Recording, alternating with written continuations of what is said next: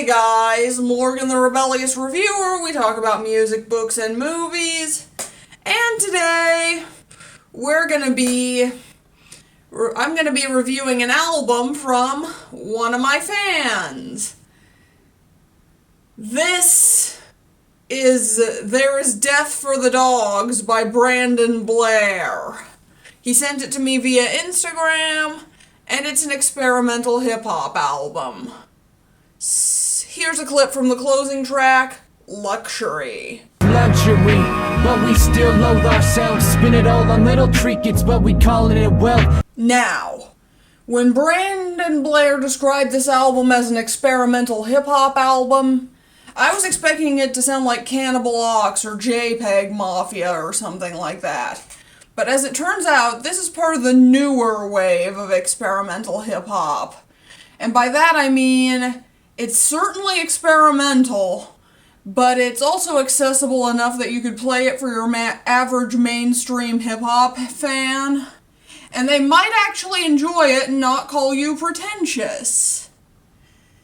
There's an increasing number of rappers who are trying out this sound, and Blair is a great example of it. The beats here, produced by a guy named Slumcat, are not quite trap, but they have a similar dark yet upbeat feel to them. The synths have an icy sound, and the drums, while not quite trap beat stuff, are clearly designed to turn these songs into bangers.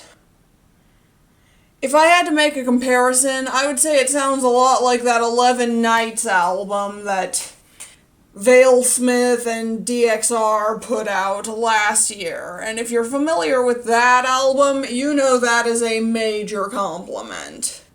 Anyway, that leads us to Blair as a rapper, and I have to say, he's pretty good. He has some interesting deliveries on here, such as the mumble rap style delivery on songs like Pandora, Just, and Path Interlude. I'm not using mumble rap as an insult, by the way. I actually think that style takes a lot of talent to pull off, and if you don't believe me, try imitating future Young Thug or Playboy Cardi's rapping voices and see how well you do. I also like the deeper voice on the song Ashes, and the borderline Kanye West voice on the song Go. His flows are pretty good too. He can flow pretty fast and isn't afraid to throw in a few flow switches, but at the same time, it doesn't feel like he's doing it just for the sake of being complex. And it proves that technical skill does not have to cancel out accessibility or catchiness.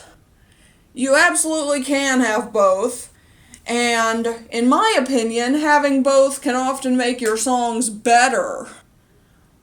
Also, the catchy flows on the hooks of songs like Go and Will make them even catchier.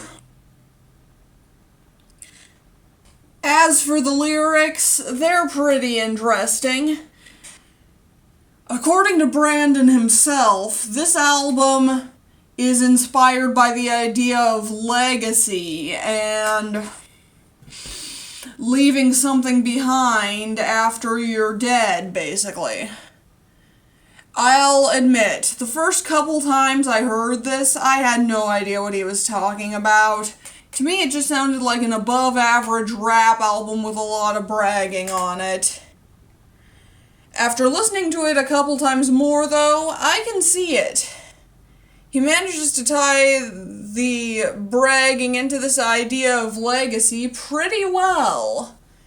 Some of my favorite songs lyrically include Youth, which is a more emotional song, and the closing track Luxury, which is basically a song about how superficial luxury is.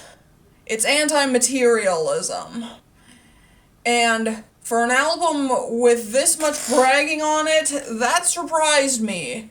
But now that I think about it, maybe Brandon Blair is saying that he doesn't need superficial luxuries to be great, which he'd rather make something lasting. That would tie into this whole concept of legacy, I guess.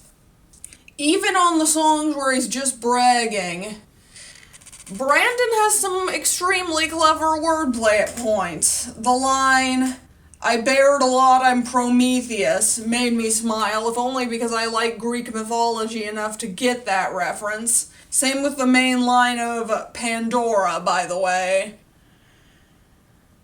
And a lot of the imagery here just sounds interesting, and there's so much of it that it's hard to pick up on it all. It's like mainstream hip-hop with underground lyricism, both in terms of wordplay and how complex some of these rhyme schemes are. Despite my love for this album, however, I will say it has a few flaws. For one thing, some of these songs feel like they could have been fleshed out more. It's a short project, which makes sense given that Brandon mentioned that he's a punk fan.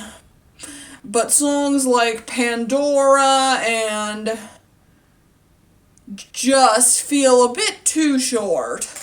Also, why is there an interlude on here when most of the songs are barely above the length of that interlude? And finally, my least favorite song here is probably Quit, if only because the line about stealing your girl is just so prominent. I get that a lot of rappers talk about that, but does it have to be the main line of the chorus? It's a shame because the beat on that song is actually gorgeous. Overall, this album is a lot of fun while still being somewhat deep. It's an enjoyable experimental hip-hop album, even if it does have its flaws. I give it a light 8 out of 10, and I recommend you check it out.